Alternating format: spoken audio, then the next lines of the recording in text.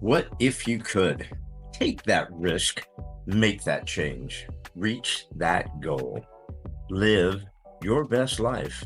Welcome to another episode of the What If You Could podcast, where we get together with amazing experts and everyday people who share challenges, encourage healing, and explore the possibilities that life has to offer. I'm your host, Gary Scott, and I'm excited that you're along for the ride. Hey, everybody. Welcome to another episode of the What If You Could podcast. And today, my wonderful guest, who's got a terrific story.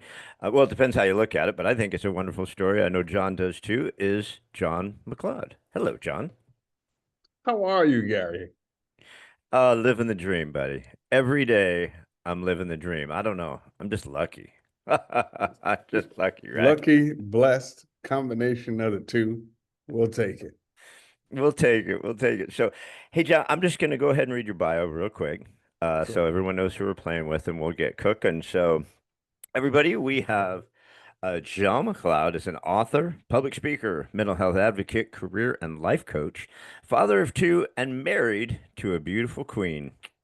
Hey, he's got it all, man. This brother's got it all. He's got it going. That is a lot of good stuff. So, time is our most valuable asset, and Jon helps to make sure you don't waste it. Jon believes everyone's potential is a few actions away. Questions are the key to every answer, and actions unlock that journey. Jon coaches people on the human experience and how to achieve the absolute best version of yourself. No excuses, no BS, and no wasting time. God created you to achieve incredible feats while you inhale and exhale. Stop wasting time living in fear and doubt and pushing someone else's dream. It's your time now. Jon's just the battery to jumpstart your greatness. I love that line. Jon is just the battery to jumpstart your greatness, man. I chuckled. I've read that like 4 or 5 times. I chuckled each time I read that because that's good. But Jon, I can't wait to get into your story. It's a great story. So much questions, so many questions for you and stuff. But because I'm contractually obligated by myself to ask the what if you could question, Jon McLeod, have you ever had a what if you could moment or what if you could thought you'd like to share with us before we dig in? Yeah, Gary. My what if you could moment uh came after I uh had started a when speaking about mental health, and I was going uh helping a couple of places, just having candid conversations, and where from a cultural standpoint, mental health is not something that's spoken about a lot in the Black community. Um, and from a man standpoint, a lot of guys don't talk about it. So, given the life that God allowed me to have prior to having all of those beautiful things, um, He taught me how to value what's in front of me, how to value each problem, each setback, each mess up, each mistake, and turn that into something that can not only pull myself out of the rut, but help others get out of the rut. And so my what if I could moment came when I realized that everything that I had went through uh, growing up in Brooklyn, New York, and those neighborhoods was preparing me to have a conversation with men and with people, men first, and then with people in general, about why mental health is important and why you need to shift your mind in order to change things, including your mental health. So I started to look around in my neighborhood. I started to see the difference in people, and I started to see that they weren't as educated in mental health like I had become. And once I realized that, I said to myself, Jon, what if you could actually talk to them and be the voice that they could not deny? Because you're from where they're from. You've been through what they've been through. You've dealt with what they've dealt with, and they can't ignore you because they can't call you a fraud or a fake because you lived with them. And if you could say it, how can anybody else deny? And then furthermore, I said, what if you could take it to the corporate level and help corporations understand what authentic mental health activities look like to people and not to organizations? The focus of mental health needs to be on the resource, the number one resource in every single company is are the people. If you take care of the people, you take care of the business and you take care of everything else. And so often mental health initiatives are not seen as, bottom line pushers. They're not seen as beneficial immediately. And I kept saying to myself, what if you could change the narrative? What if you just had one conversation at a time? What if you just kept pushing it regardless of the refute, the retorts, the uncomfortable nature of the conversation? And what if one day you can change one company at a time or change one person at a time, and this could catapult into something incredible? Whoa, boy. I I had to turn the page over to cover some more notes there. Yeah, we can go down some really, really good rabbit holes here. I guess first, because it's just so pertinent to your story. I don't know if pertinent's the right word. I don't know words. You grew up 2 inches from being poor. What does that mean? You grew up 2 inches from being poor. I just want to get that. I want to cover that Yeah, before get some background on this real quick, or yeah. not So real what quick. Take your means? time. Yeah, yeah, no, I get it. So what it means is we were poor, but there were levels to poor where we were from. There was, did you have food to eat today? Yes or no? If the answer was no, then you were on the lower level of poor. So it was, there were times where we struggled and I had cereal and water uh, because we couldn't afford milk at the time. And there were times where it was I went as far as I could with $1 in my pocket. My dad gave me all he had. My mom worked to give us all she had. And now we're in a way better place. One sister's going to be a doctor. The other one is already a lawyer. You know, I've been a producer for over a decade, real estate investor, public speaker, all that cool stuff. But all that stuff came from nothing, Yeah, from yeah. absolutely nothing, no handouts. Somehow God kept us each and every time. I would walk out the house and I could see somebody getting robbed or somebody strung out, and it didn't matter what color they were. They were all color, shapes, and sizes, but we were all in it together. And when I say I was 2 inches from being poor, there were some days where we ate the same thing every day because that's what we had, and I we wore remember the same thing. So yeah, I yeah, remember I went to a friend of mine's house, and my family started out middle class, and shit went sideways with my parents and things like that, and we ended up under that, right? But I had a friend, I used to go to his house. He lived in a trailer, and we ate cheese sandwiches every time we went to his house. And I thought these cheese sandwiches were great. I'm like, God, this cheese is like really good. What kind of cheese is this? I don't know, right? He's like, dude, this is like the worst freaking cheese in the world. This is government cheese. And he showed me this block yeah. of this stuff that he had.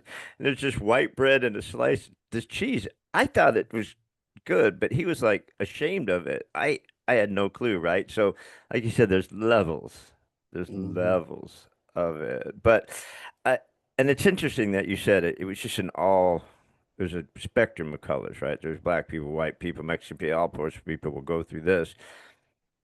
But you wonder about mental health, right? As far as the stigma, whether it's the black community, whether it's the Mexican community, whether it's the military. But again, like you talked about in corporation, it's really tough if you work for a corporation to go to the HR department and say, man, I'm struggling. That's not always looked upon really well, right? Nope. No, not at all. And the big thing is there's been decades of stigma, decades of rejection when it comes to the topic, decades of evading the topic, acting like it doesn't exist, acting like you can leave it at home and then turn it off as soon as you come in the door. Decades of covering, all to not deal with the problem. And then you got a generation that just said, you know what, enough is enough. I'm not going to come in here and act like everything is good when my life is falling apart. Because the truth is, being here is a third of my life. It's a third of my life. And if no one can just turn off their life when they go into another portion of their life. No, that portion still exists, even if you act like it doesn't. There's still a problem, even if you act like there's not a problem.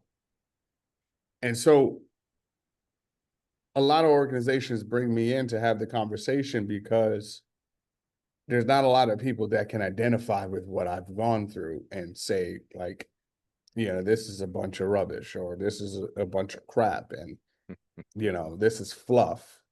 Because when I tell them that I've been shot at, I've been stabbed, I got scars to prove it. I grew up on streets that you will probably never go and see. And I survived it, and I still came out and realized that this conversation was important. I realized that as a kid, how many people were in PTSD cycles over and over and over again from traumatic experiences as a child. How many children were raising their parents?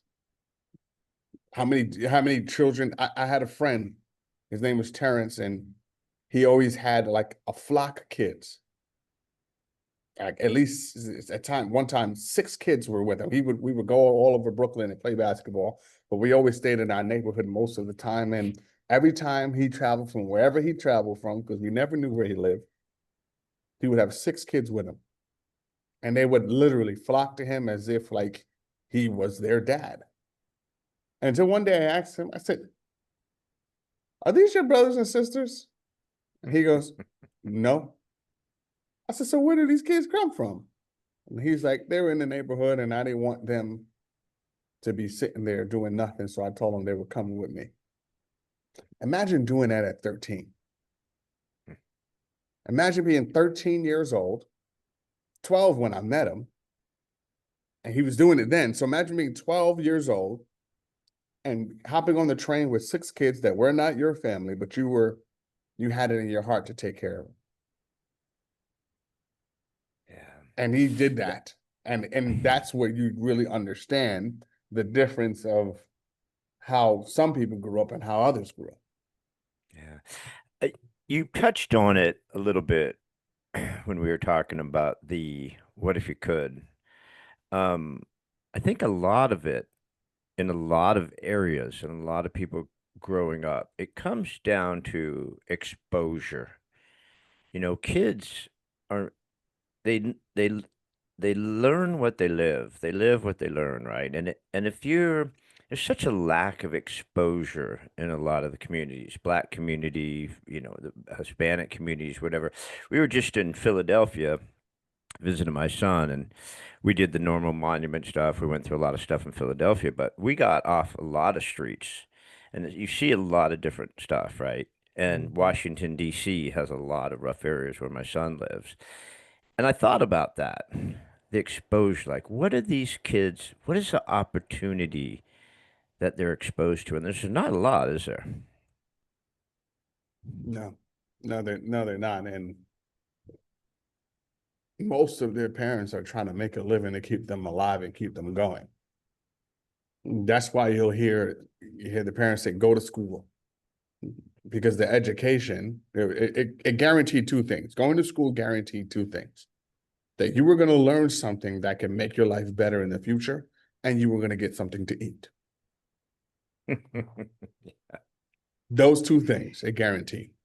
So a lot of time the parents would push you out there to go to school to get those two things because they know at least you were going to get at least one meal.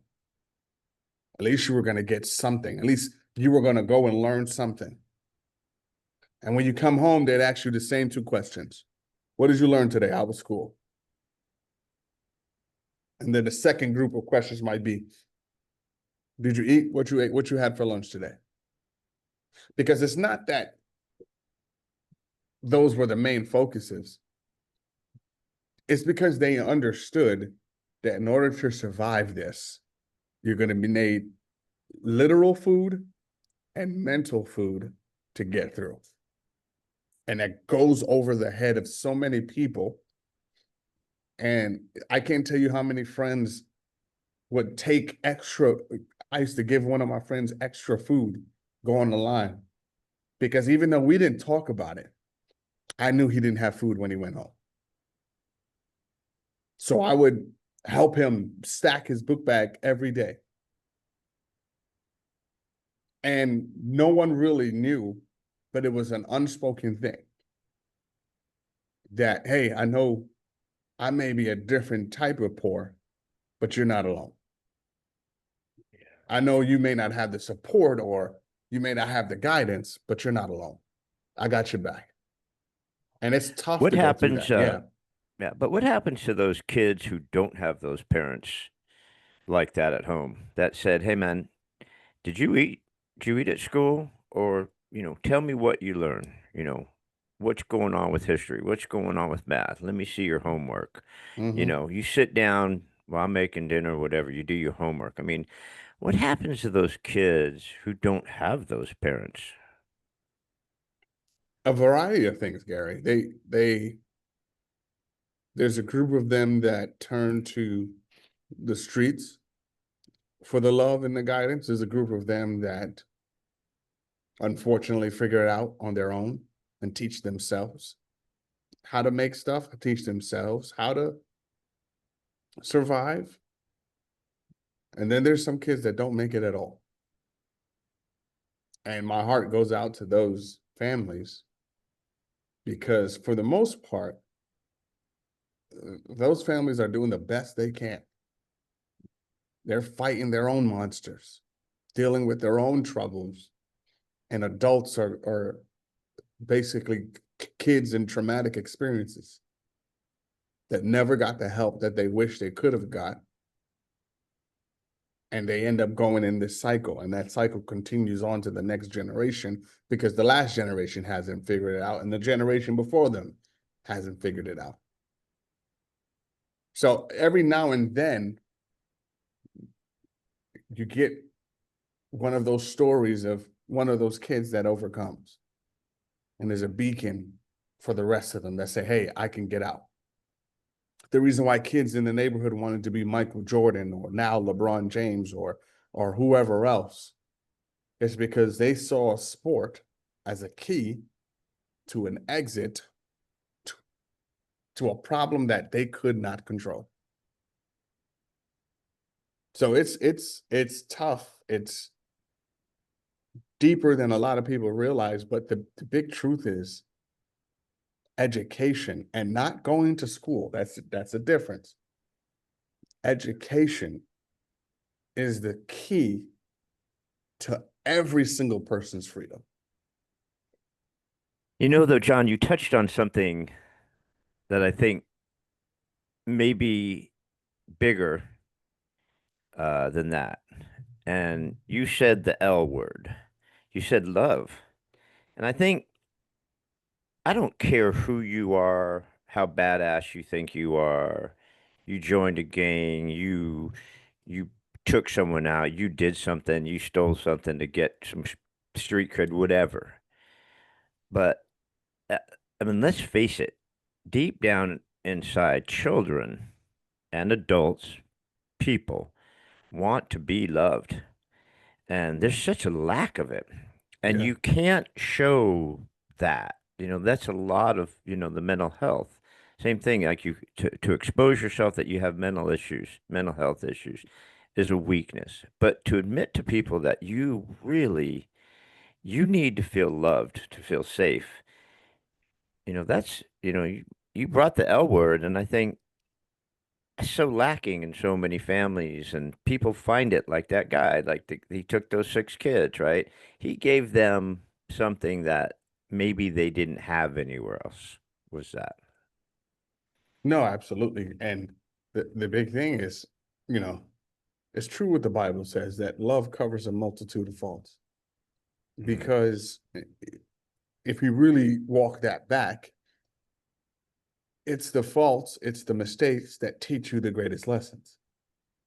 Mhm. And when you start to realize that it's learning from your mistakes will give you more value than never making them, you can go exponentially further, but you could also love exponentially more. Mhm. Like you can love beyond the capacity that you thought you could because love covers a multitude of faults. And when you start to also unpack that getting love from someone and giving it is a natural human thing that God designed for us to understand and commune. It's a language. People often say, "Oh, what's your love language?" But there's a primal level of it that says, even though I don't say it, I'm going to show it, and to show you that I love you by supporting you, by being there, by feeding you, by whether that's with food or with uh, knowledge, teaching you. And even though you may have made mistakes, I'm asking you, I'm trying to help you through them because I love you. I'm not holding those mistakes against you because I love you. And there is this, a lot of people don't really get to that point because they're so stuck on the mistakes and the pain that they felt from the mistakes that they miss out on the opportunity to love. So and then when they're missing out, here's the now the trickle down effect. They don't identify it anymore. They don't see it. And because they can't see it, they never reach for it. They never acknowledge it. They never receive it or don't even realize they're receiving it because it's now categorized as something else. And from that categorization, it's like, how do you even get out of that cycle? You then create generations of people that miss it every single day. And you run like, and we often like you'll see skits or comedians joking. It's like, don't you have anybody that loves you? Because when somebody is so stark in nature or so dark or so, that's the first question that comes up because it's alarming to not see love in some way from somebody. And we miss and don't dive into, well, maybe you don't see it from them because they were never really shown it or never realized that it was being shown to them. So It comes it's a back to deep kind of thing, like yeah. what we were talking about, the exposure, and like you Mm-hmm. mentioned, the role models. Exposure Yep. and role models are very similar things. You need to be exposed to something like you talk about, when you're out there saying, listen, you've got to think about your future. You've got to think about financial planning. You've got to think about how you want to get out of here, what you want to do, or perhaps you want to stay and you want to help fix your neighborhood. Maybe there's things that you want to achieve, but you have to think about those things. You have to, and if you don't have role models who will expose you to that, or you'd have exposed it, you don't even think of it. It doesn't enter your mind because why would it, right? Exactly. And I love. I want to ask you about a term that you use because it's kind of in line now. But what we're talking about is beam focus. What is beam focus? So Gary, the idea came to me one day when I was in a conversation in a coaching session with one of my students, and they were struggling with uh, completing a set of tasks because they were identifying some non-important task as being important. And I kept asking them the same question. I kept going back to, well, is that what you want to do? Well, no, but it's still important because I'm going to run into it at some point. But is that what you want to do now? And then the analogy popped into my head. I said, well, let me ask you a question. What's the difference between a light bulb and a light beam? And they were like, I don't know. I said, well, we're under light bulbs right now. They're not harmful. They illuminate. They light up the darkness, make us aware of things in our surface area. I said, but a beam though. I said, they're the same light. The difference between the two is focus and what the Relentless focus focus. does. Yes, relentless focus at that. So a beam now, when you concentrate and you focus, it can burn through almost any surface. It can almost feel like it's channeling the power of the sun. Because when you start to focus, it goes through everything that is in its path. But if you have light bulb focus, your mind is spread everywhere. You touch everything and you don't affect anything. You just illuminate and are illuminated to all these other things that may not be important, but you need to beam focus and focus and go straight through to one thing at a time, one surface at a time in order to get to your goal. And once I set it up that way, it just clicked. And I started using it with every other student I had, and they were like, oh man, that makes so much sense. I love that. I love that. I used to tell my boys when we were little, we had a little ranch and stuff. When we talk about focus, and they're little, they're like, they don't understand focus, right? So I took a Mm-hmm. magnifying glass and put it in the sun. I said, if I angle it this way, it shows this much light out of the magnifying glass. Because as I start narrowing it, I can burn ants. I can burn leaves. This magnifying glass, the same one, same sun, same magnifying glass, but how Mm-hmm. I change the focus of the magnifying glass shows the power of what it can do, right? And so Mm. when I read your relentless action and the beam focus, that's the first thing that came to my head was I love that beam focus. It's really So good. let's go back to the mental health. I think, it's such an important topic and I don't want to lose it, but when you think of weakness and shame, street cred, fear of losing something, fear of exposure, fear of retaliation. Um, there's so much involved with mental health, coming clean, coming out, being able to just say, hey, man, I need help. I'm struggling here, right? I mean, how do we break that stigma? How do we break that taboo of getting through that? Questions are the key to every answer, Gary. Every answer requires a question, and one issue that we have to dive into is why don't we ask enough questions? We ask a couple of surface questions and then make a conclusion and an assumption, and then we move on. We don't actually solve the problem, but if you ask the right questions, you can go in the right directions and solve the right problem. If the ultimate problem is our inability to talk about mental health, first question is why? Why do we have an inability? Where did this come from?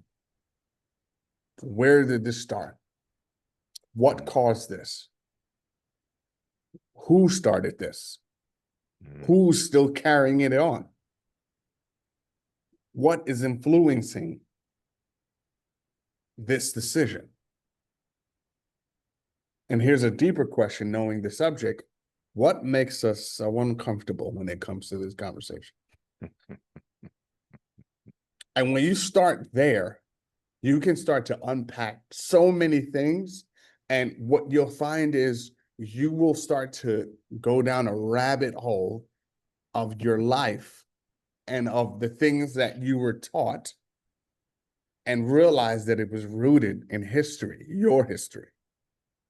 And the reason why there's so much stigma around mental health is because so many people shared the same history and the same mentality towards that history, which then created a population of stigma. Well, we don't talk about it because we're tough. Mhm. I've had conversations with ex-cons, murderers, burglars, and some people that most people would run from. And God has given me the courage to look them all in the face and ask the same question. You have no fear when you kill somebody because they came and attacked you or your family or whatever, you had your reasons. And you still have no fear now. Tell me why you're terrified. If you're so tough, why are you terrified to have a conversation? What is it about this conversation that makes you so afraid? You're so tough. I thought you said you were tough. But you can't answer these questions and can't have this conversation. Can you really call yourself tough? And they either get really, really pissed off, very uncomfortable, or they stop talking altogether, or all of the above, Or start crying, or right? or start crying. Because it exposes something that you've given them now the freedom. You called them out, you got at their level, and you gave them the freedom to tell somebody something that they couldn't say. Mm-hmm. And that makes people cry Yep. because y all those emotions now can come draining out because you've given them freedom. And they'd It's a wanted to for the powerful longest thing. time. Yeah. Yeah. They've wanted to do it for the longest time. But they were never a level, there was never a level of safety that would allow them to do it. Their environment full of stigma, full of historical ideologies about the way they should be, trumps their ability to be free. And you have so many people, working class, rich, poor, all in between, trapped and caged by their mental health without the ability or the freedom or the peace to say, hey, look, I feel like this is a problem. They can make money. They can generate all these kind of great ideas. They're incredible creatives. But when it comes to talking about mental health, they're infants and they refuse to acknowledge it. Some people would rather die before they acknowledge it. That's how much level, that's how much fear that they have. And I've been in conversations with guys that threaten me, and I stand and look them straight in the face. It's easier to fight than it is to talk. Make that make sense. And so it's that combination of things where you know, I believe that's where the heart of the issue comes from. They don't know how to talk. So I have to Yeah. teach them how to communicate. And it starts with every question that you need to ask in order to get an answer. Yeah. But see, people don't ask questions. What they'd prefer to do is say, here's a pill, or you're not that bad, or we're all going through shit, or there's always something, right? So when someone responds to you, when you go, man, I'm struggling, I've got this or that, and they say either here's a pill, or oh, we're all going through shit, or oh, don't worry about it. You just push it down deeper, don't you? I mean, you just Mm-hmm. continue to push it down deeper because you're not getting the answers that you want. And like you said, that safety zone isn't there. You've just evaporated that safety zone. And now when that safety's gone, you're done, right? Exactly. And they would rather pretend than to deal with it. Because you know what? Here's the truth also. Here's another truth.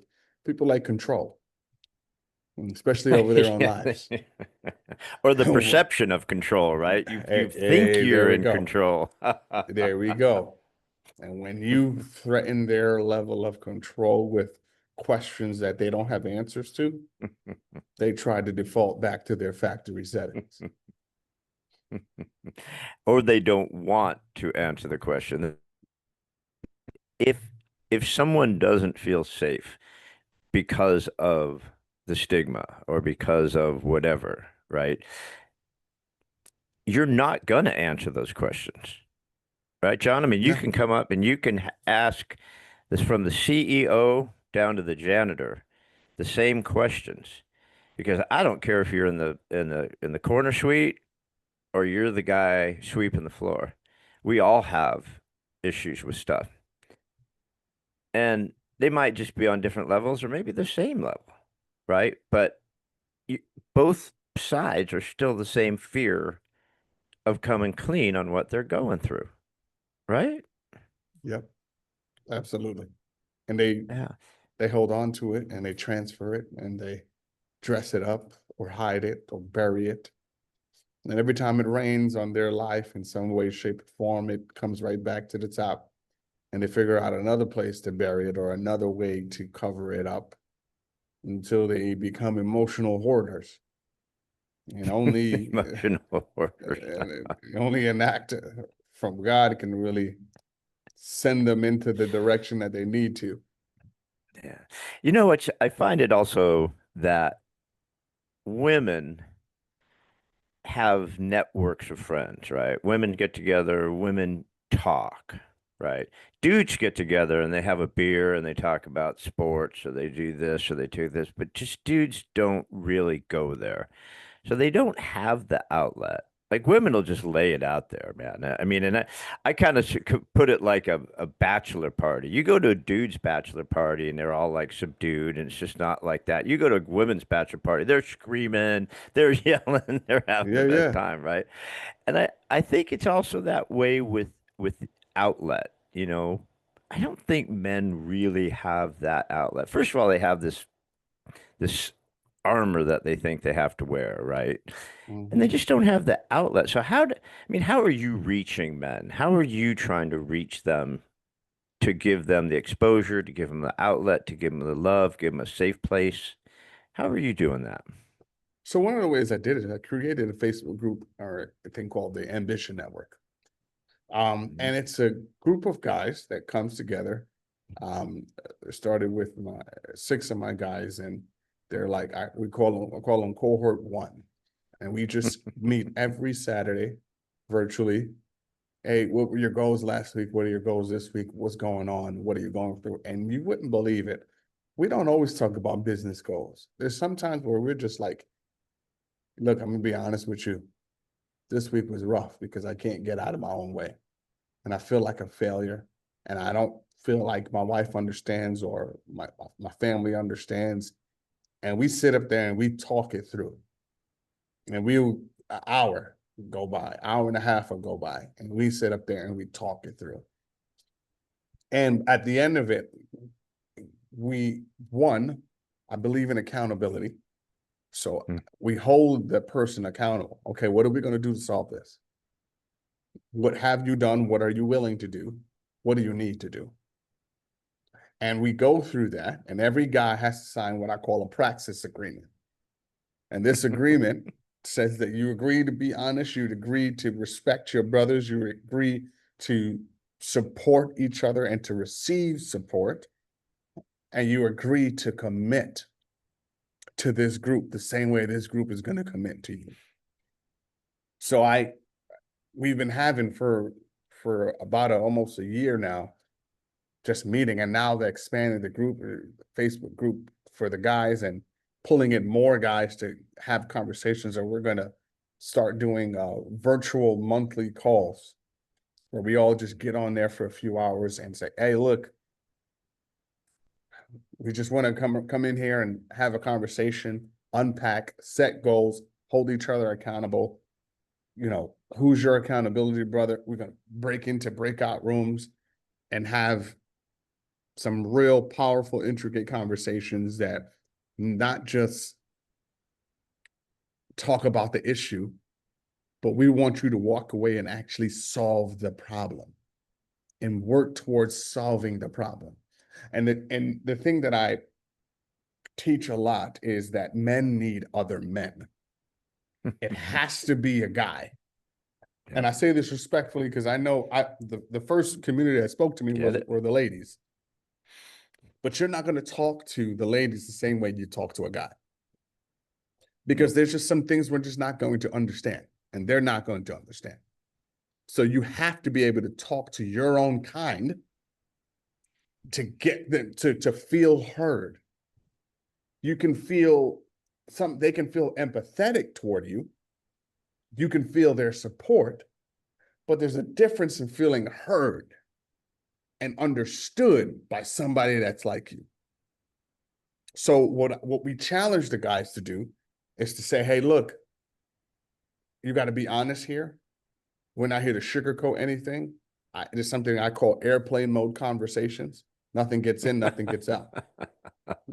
And we keep each other safe. That's what this is for. We keep each other safe. We lock in. When you come back next week or next month, we want to know how you did. And if you didn't take action, we want to know why. We are in your grill. Why? If this was a problem, why didn't you do it? And then some people are on it. There's a level of accountability that we hold, but some people take a few times, and then you really get to the meat of it, which is I'm terrified.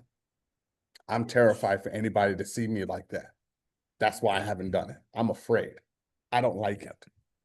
My brothers were getting on me this past Saturday because they were saying, John, you might have to do a rebrand. And I was like, I just did one. I don't want to do one. And they were like, because where you are right now, it doesn't really resemble what you do. It's a portion of what you do, but you do so much more. And I was to this, Gary, this morning in the gym, I was still arguing with my brother. And he's like, Johnny, you are putting too much emphasis on this. Like, hey, Dan got a point. Look, it just makes more sense. And I'm like, ah, but it's good John, though. I'll tell you what, that is so impactful because you go after it once and they go, yeah, yeah, I got it, I got it, I got it. They come back and you still not there, right? You go after it again. It's like, I got it. I got it. They come back. And dude, I know where you are right now. You cannot bullshit me. You cannot bullshit a bullshitter. I know. Mm-hmm. So you might as well just bring it. Fall on the sword. Mm-hmm. Why else are you here? Why are you showing up every Saturday? You know what I'm saying? If you don't want to bring it, don't show up because this is your safe place. I mean, like you said, no, you're not going to get this anywhere, and you have to let it go, let that guard down and stuff. So I love that. That's so impactful, and it's so necessary because dudes just don't have it, man. Like I said, we'll talk about everything but what matters, and so. Now, is that part of your coaching? Is that what you're doing as coaching, or is that just something you started just to just help people and help the dudes out? It's something that I just started just to help the guys out. I wanted to be around like-minded individuals that were advancing and going forward. And I realized that a lot of times I was a leader, but didn't have anybody to fall back on. And I wanted to have somebody to kick around and support and have a conversation with. And I found 6 guys that were in the same boat, or 5 guys, I should say, that were in the same boat.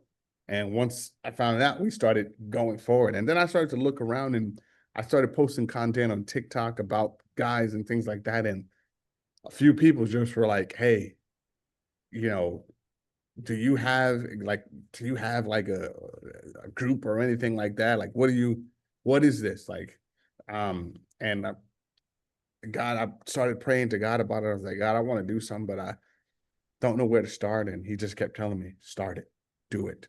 Don't overthink it. Start it, do it. People need help.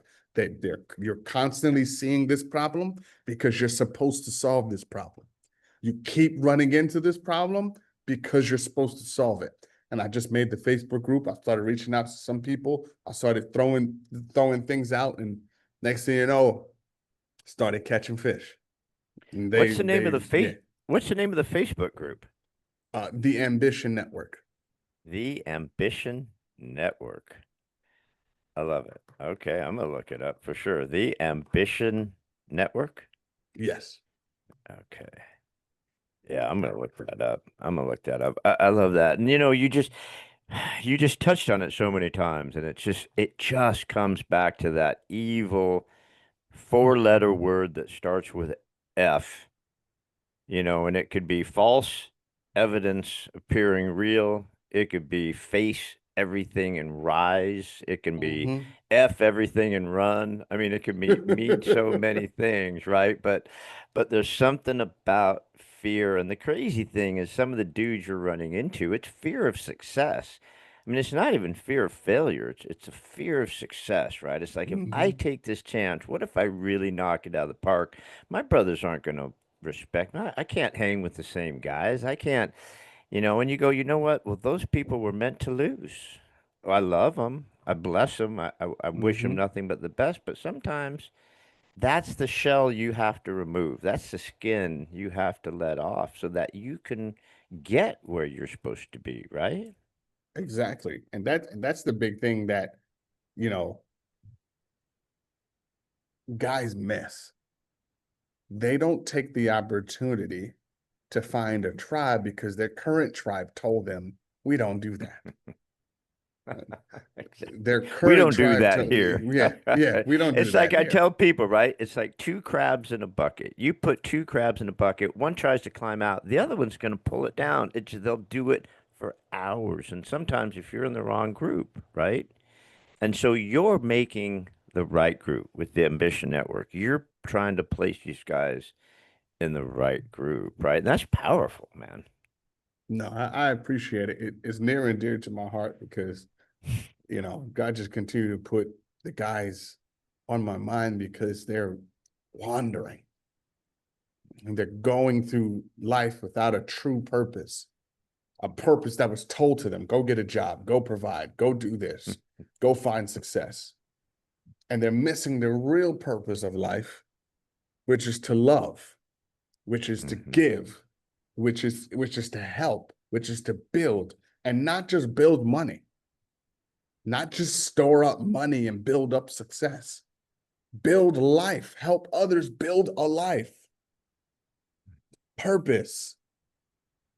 And a lot of guys have misconstrued it, like what their purpose is, and they don't find it because they're out of alignment with the way they were created. And most people are out of alignment with the way with what they were created to do. Yeah. And so, how do we fix that? We got to ask the right questions. Comes down to questions. And authenticity is a lost creature, man. I mean, Mm-hmm. people cannot be authentic. They can't be their authentic self. They're either doing this because their dad wanted them to, or they thought they were going to do it, or that's what their buddies do, or that's what they thought they were supposed to do. But in their authentic self, in their soul, in the dark at 3 a.m. when they can't sleep and they're all alone, whether they're talking to their creator, whether they're talking to their spirit animal, whatever, that's your authentic self, and when you turn that off, eventually it's going to drive you crazy, and Mm-hmm. that's a lot where that mental health comes in is there's a lot of outside things like your neighborhood, how you grew up, things like that, the PTSD from that. But there's a lot of mental health because we're just fighting against ourselves to Oh, be so good. authentic, right? Yes, And if we can't let that go and let the right person in and let the fake person out, man, we're going to drive ourselves crazy. absolutely. And you're going to live a very unfulfilled and frustrating life Yeah. because you're going to spend some time building somebody you think everybody else wants, foregoing your time with the person that God made you to be, designed you to be incredible and to be great in ways that you can't imagine. But because somebody has an opinion about the way you need to live, you have foregone that. You let that go to give them what you think that they want. And that's not living. That's working. Yeah. That's a very painful way to exist because that's all you're doing is existing. You're not Mm-hmm. living, you know. Hey, John, you've been amazing, and I know I promised I'd get you out of here in an hour. I don't want to, but I'm gonna. I want to respect your time. Are you on the East Coast? Is that why it's almost five Yes. on the East Coast? Okay, cool, cool. I just Yep. want to be cool. Yeah, you're awesome, man. I really love everything you're doing. But I lied earlier. I lied because I'm a liar. Oh yeah. I said I only had one question, but I actually have two questions. I had the what if you could question, but I do have a second question, and Sure. I ask all my guests, before we leave, before we sign out, and I want to cover where people can find you and stuff like that. But I mean, um, is there a thought? Is there a message, maybe a quote you love, or it's something that means a lot to John McLeod, something that just you feel in your heart, that you'd love to leave us with? What would that thought be before we get out of here? So Gary, there's a quote by Charles Barkley that I live by. And he said it under intense scrutiny from the media. And they were upset with him for whatever reason. And then somebody asked him, well, why do you act this way, Charles?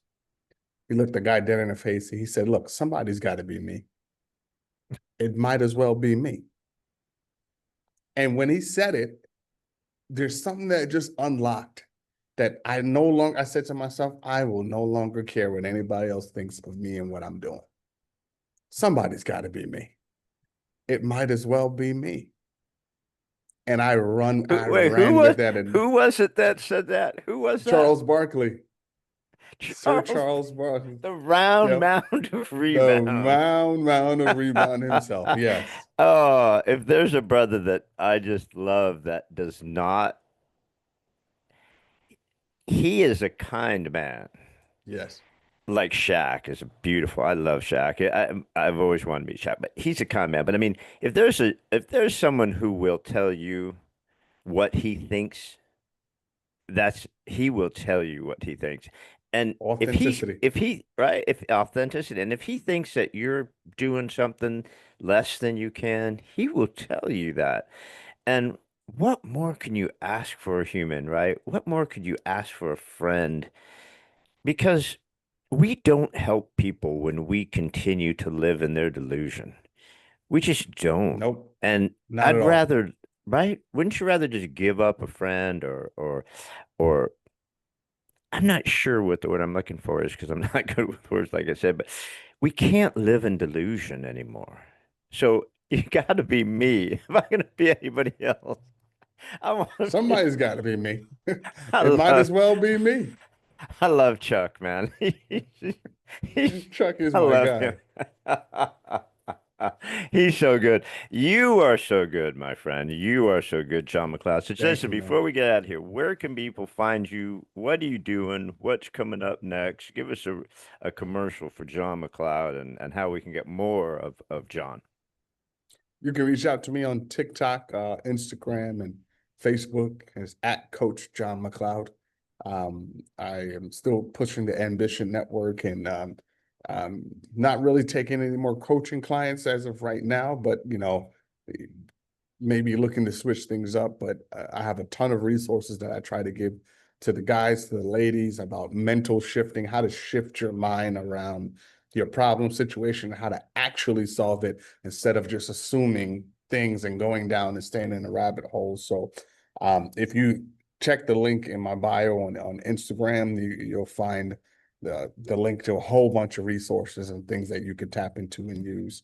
But I am 100% committed to men's mental health, and just continue to get the guys on the right path so that they can stop wandering and start walking into the destiny and the greatness that God intended for them. So I appreciate you, Gary. You have been phenomenal.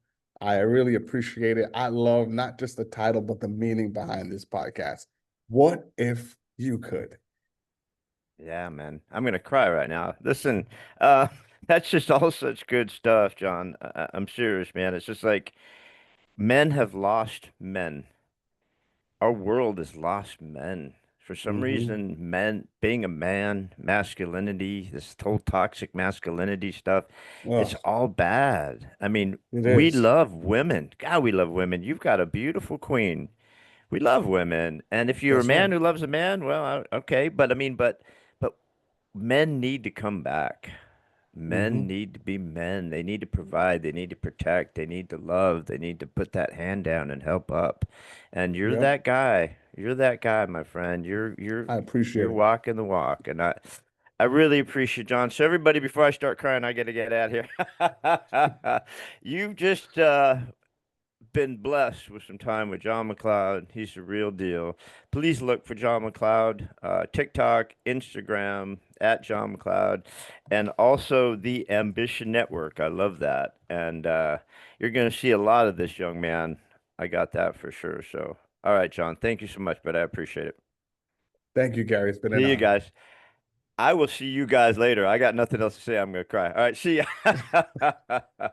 Thanks again for joining us on another episode of What If You Could podcast. Please subscribe, like, share, and give us any feedback. We'd love to hear it. And remember, if you can dream it, you can do it. See you next time.